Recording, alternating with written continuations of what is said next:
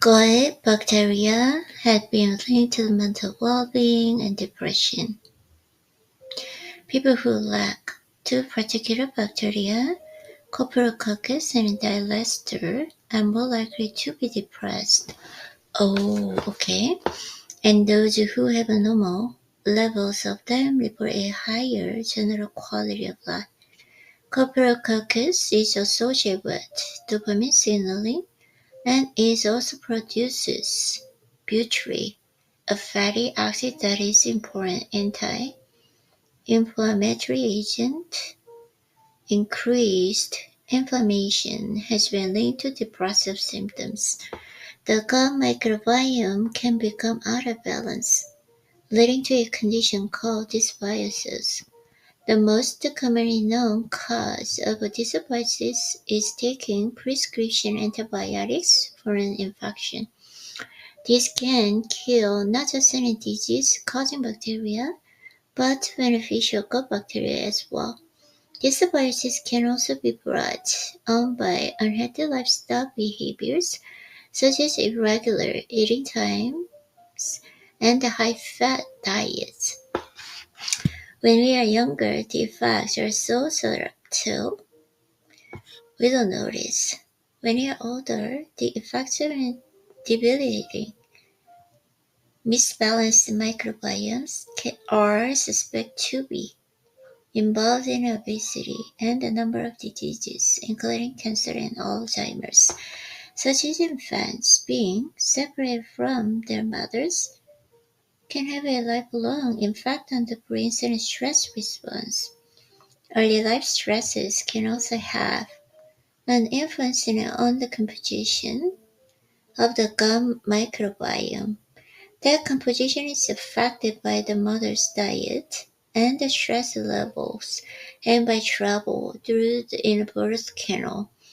Children who are delivered via cesarean section show a reduced diversity of their gut microbiome. In animals, stress caused by the separation of rhesus monkeys from their mothers changed the microbiota and decreased their bifidobacterium and lactobacillus level.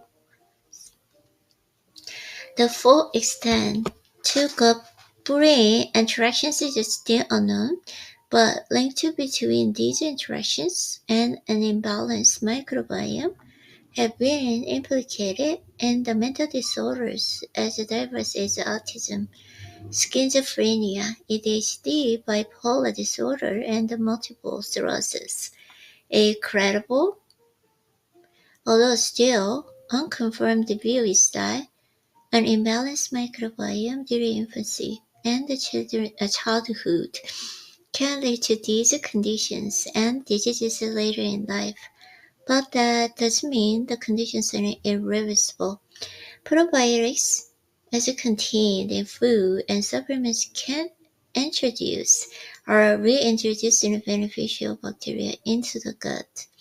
These can affect such physical functions as an increasing iron absorption, protecting against pesticide absorption, and distribution of fat around the body.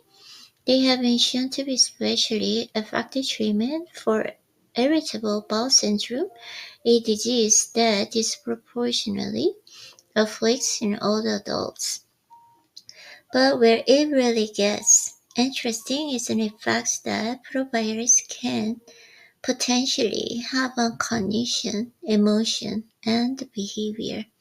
Small-scale trials have shown that a single probiotic, Bifidobacterium infantis, can elevate depressive and anxiety, and the cocktail of Lactobacillus hepaticus and the Bifidobacterium longum can reduce cortisol level. Probiotics have been shown to have positive effect on mood and the brain's emotional centers. And emerging evidence suggests that eating more fiber promotes gut health and microbiotic balance. In the United States, they are not regulated by FDA, and so quality can be dramatically. It's difficult to be an informed consumer when these factors are rarely tested before probiotic product goes to the market.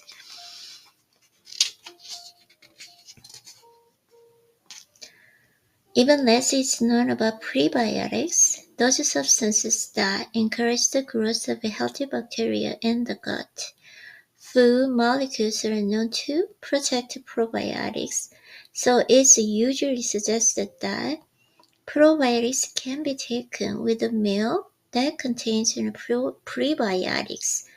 Prebiotics are specialized in plant fibers found in many fruits and vegetables, especially those that contain complex carbohydrates. These carbohydrates aren't digestible, so they pass through the digestive system to become food for bacteria and other microbiomes.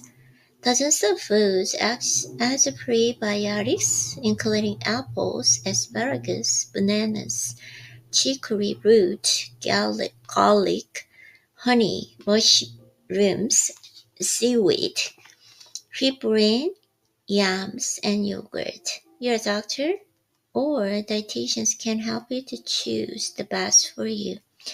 Looking at this from the other end, you may have read about fecal microbiota transplantation, okay, bacterial therapy, in which fecal material from a healthy person, which contains beneficial bacteria, is transplanted into the patient in order to restore the normal balance of gut bacteria.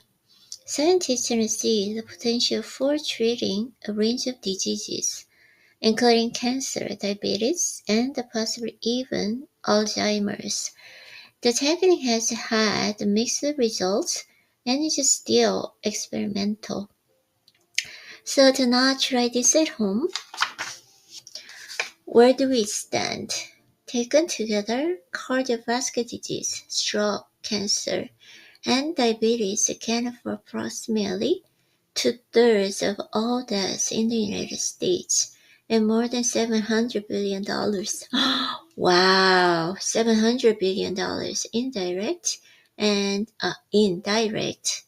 indirect costs each year.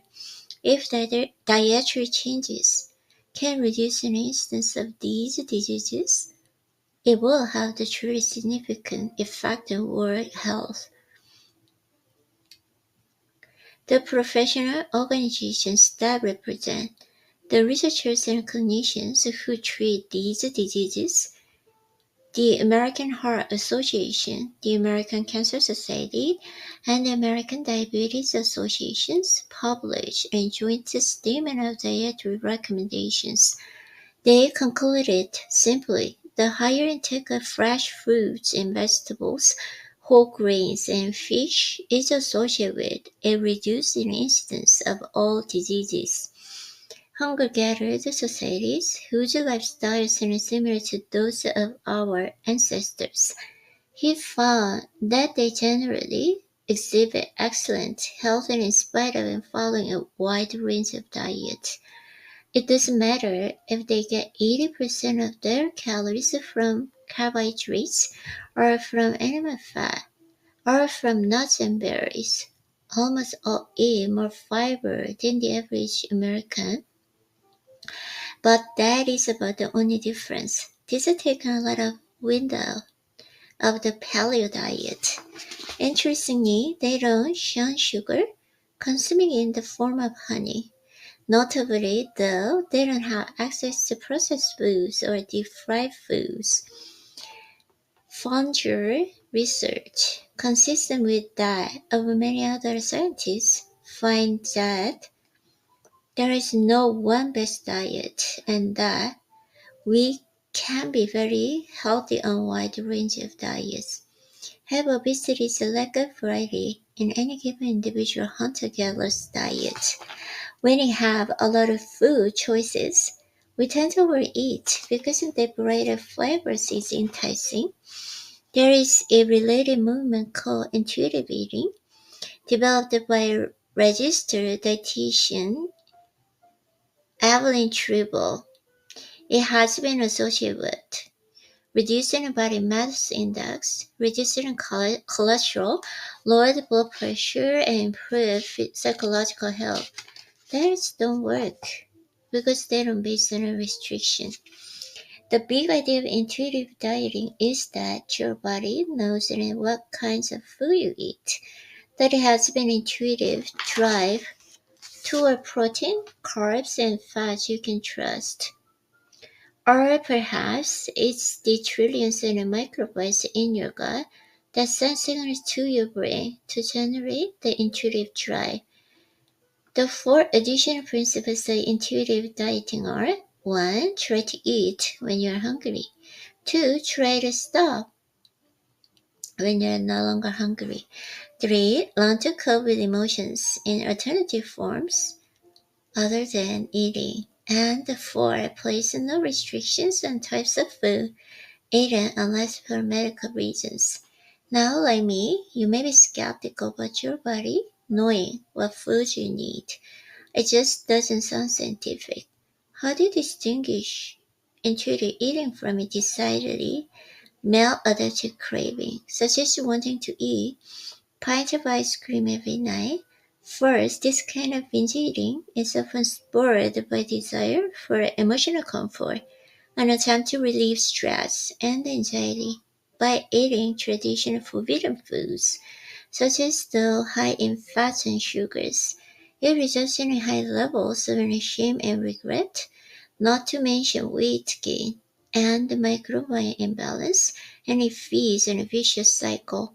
In contrast, intuitive eating involves a reframing of eating for physical rather than emotional and the social reasons. Thus, knowing that any food options is on the table, so to speak, makes you less likely to binge eat for the forbidden foods.